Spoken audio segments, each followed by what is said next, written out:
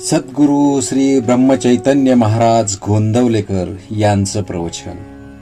1 मे. कोणत्याही कृतीत हेतू शुद्ध पाहिजे. तमोगुण हा तिन्ही गुणात जास्त जड असल्याने त्याचा परिणाम या जगामध्ये लगेच दिसून येतो. दुष्ट बुद्धी हा तमोगुणाचा परिणाम आहे, परंतु भगवंताच्या नामाने बुद्धी स्वच्छ करण्याची सोय माणसाच्या ठिकाणी आहे. यासाठी पुष्कळ नामस्मरण करावे, म्हणजे सत्वगुणाचा उदय होतो आणि बुद्धी शुद्ध बनते. देहाला कष्ट दिले म्हणजे भगवंत वश होतो हे काही खरे नाही. तसे जर असते तर रस्त्यात उन्हामध्ये खडी फोडणाऱ्यांना भगवंत लवकर वश झाला असता. भगवंताचे लक्ष आपल्या देहापेक्षा मनाकडे असते. आपल्या मनामध्ये प्रापंचिक हेतू ठेवून भगवंताच्या नावाने उपवासासारखे कितीही कष्ट केले तरी ते पाहून लोक फसतील, पण भगवंत फसणार नाही. आपण जसे बोलतो तसे वागण्याचा अभ्यास करावा.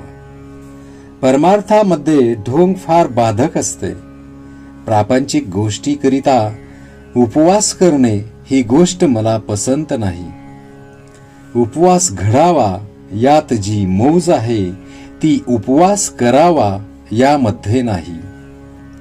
भगवंताच्या स्मरणामध्ये इतके तल्लीन व्हावे की आपण नेहमी त्याच्याजवळ वास करतो आहोत असे मनाला वाटावे. मग देहाने अन्न खाल्ले म्हणून कुठे बिघडले? याउलट आपल्या चित्तात भगवंताचे नाम नसताना आपण देहाने पुष्कळ उपवास केले तरी अशक्तपणाशिवाय दुसरे काही पदरात पडणार नाही. काही लोक वेडे असतात. त्यांना आपण उपास तापास कशासाठी करतो आहोत हेच समजत नाही. कोणत्याही कृतीला वास्तविक मोल तिच्या हेतूवरून येते. हेतू शुद्ध असून एखादे वेळी कृती बरी नसली तरी भगवंताच्या घरी चालते, पण हेतू चांगला नसून कृती मात्र फार चांगली असली तरी भगवंत त्यापासून दूरच राहतो.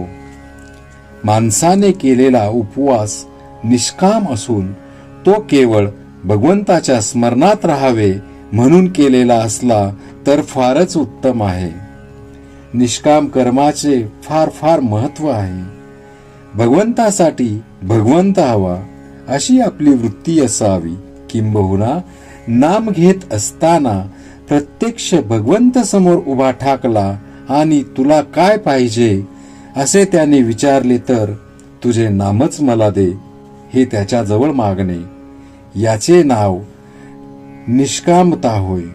कारण रूपाने व्यक्त झालेला भगवंत केव्हा तरी नाहीसा होईल, पण त्याचे नाम मात्र अखंड टिकेल.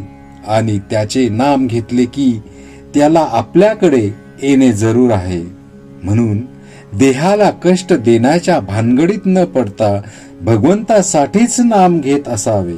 त्याची कृपा झाल्याशिवाय राहणार नाही. जेथे नाम तेथे राम हा ठेवावा विश्वास.